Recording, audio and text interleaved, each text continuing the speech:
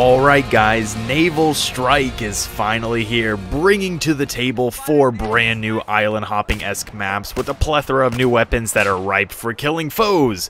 Anyways guys, welcome to my Naval Strike overview where we will go over all of the maps and a handful of the new weapons that are brought to the table, as well as the new Hovercraft, which is seemingly being used as a truck to run over people.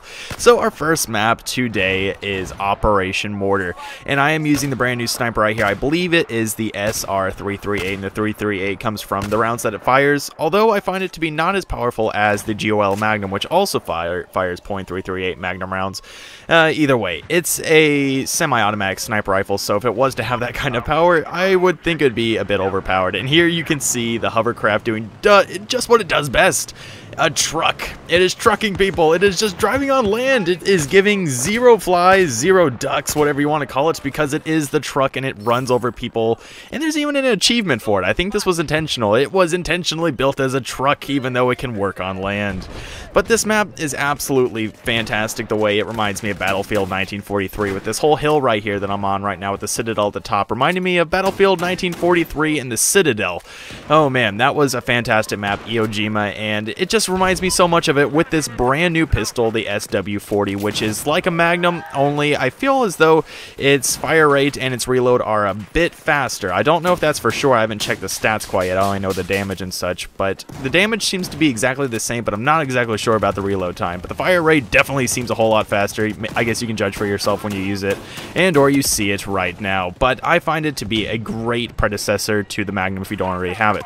So our next map is Lost Islands. Lost Islands is a lot like Operation Mortar in the way that there are different islands that are separated by bodies of water that you have to cross if you're playing Rush in this case.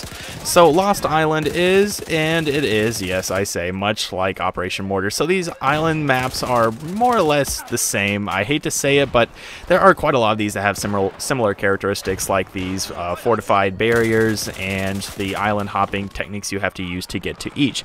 But the AWS, which is the machine gun I am using right here, fantastic new machine gun. Unlocking it is not too hard. You can check the assignment list on the Battlefield 4 forums, but I find it to be the best machine gun I am yet to use in this game. I have so many service stars with it already, and I am loving it so much.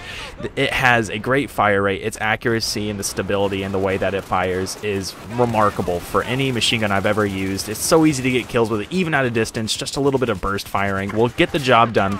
And this cove area sets this map aside. I know I said many of them were similar, but each one has it's a special little place. Like Nansha has the carrier, but this one has the cove, and I absolutely love the cove. It really reminds me of Dead Island. I don't know if you get that, but that's what I thought of the first time I came in it, and I love this map. I love the cove, and I love the AWS.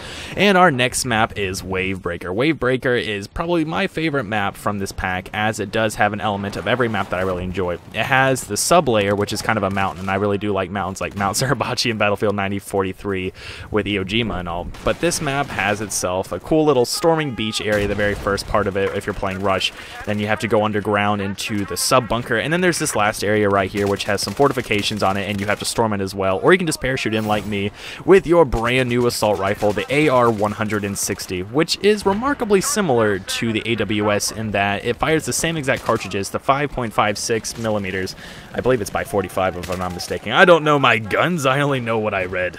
Anyways, this gun is very similar, but the fire rate is a bit slower and the magazine is much slimmer with only 30 rounds compared to 100 rounds.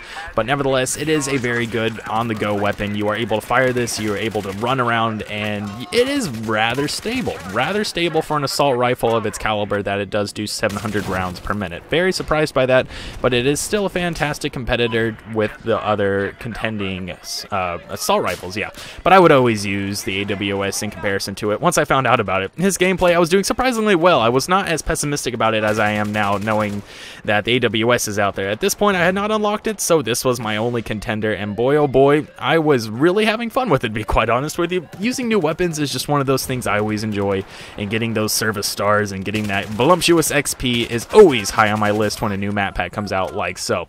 So our final map today, we have Nansha Strike. Nansha Strike is another one of those maps that offers quite a lot of variety in the way that it has a playstyle. So right here is the first step of the map, first step, first challenge, first, what do you want to call it, section? How about, yeah, section tier. That sounds even better. It makes it seem like a special layer of some sort. Okay, never mind. Anyways, Nansha Strike has 3 distinct layers. It has this beachfront right here, and then there's a bit of an inland area that has a bunch of village huts and rivers running through it. And then the last part, which is most impressive, is the aircraft carrier, which you're seeing right here. At the very end of Rush, once you get through the first 2 tiers, you are able to storm the aircraft carrier. And the aircraft carrier is something special. There are 2 layers within it, and my oh my, close quarters fighting is quite affluent in this part of the map, but it is so much fun in here. You can just run into these sections with these little hopscotch doors that open and close when the enemies are behind them, and these little close sectors are fantastic for RGO impact grenades if those are your thing, and this AWS really shines with its rapid fire and its close quarters setting, despite the low damage. As you're seeing right here, I'm shelling out so many bullets, so many explosions are happening that it is actually lagging on a console. That usually does not happen, but this is one of those rare cases where the storm of bullets was really giving my Xbox a hard time, but hey, nevertheless, it provided for some fantastic gameplay. And right here, as we wrap up, you are seeing how you play this peekaboo with the doors, because when you're in this stage right here, the doors only open for the people on the other side, which is the enemy. So they can pop through these doors, and then they can kill you, and it's really tough to get them in that window. You can just see them popping in and open as these people rush out, and I think I get myself caught in one in just a minute or so. But like I said, that really wraps it up for my overview of the Naval Strike map pack. Feel free to leave a like or a comment if you feel like you were inclined to do so, and I will be doing some live streams of Battlefield Naval Strike sometime this weekend. It's already Saturday here, so maybe on Sunday, you know, if you're watching this video down the road. Well, that obviously doesn't apply, but thank you very much for watching my overview here, and I'll see you all very soon.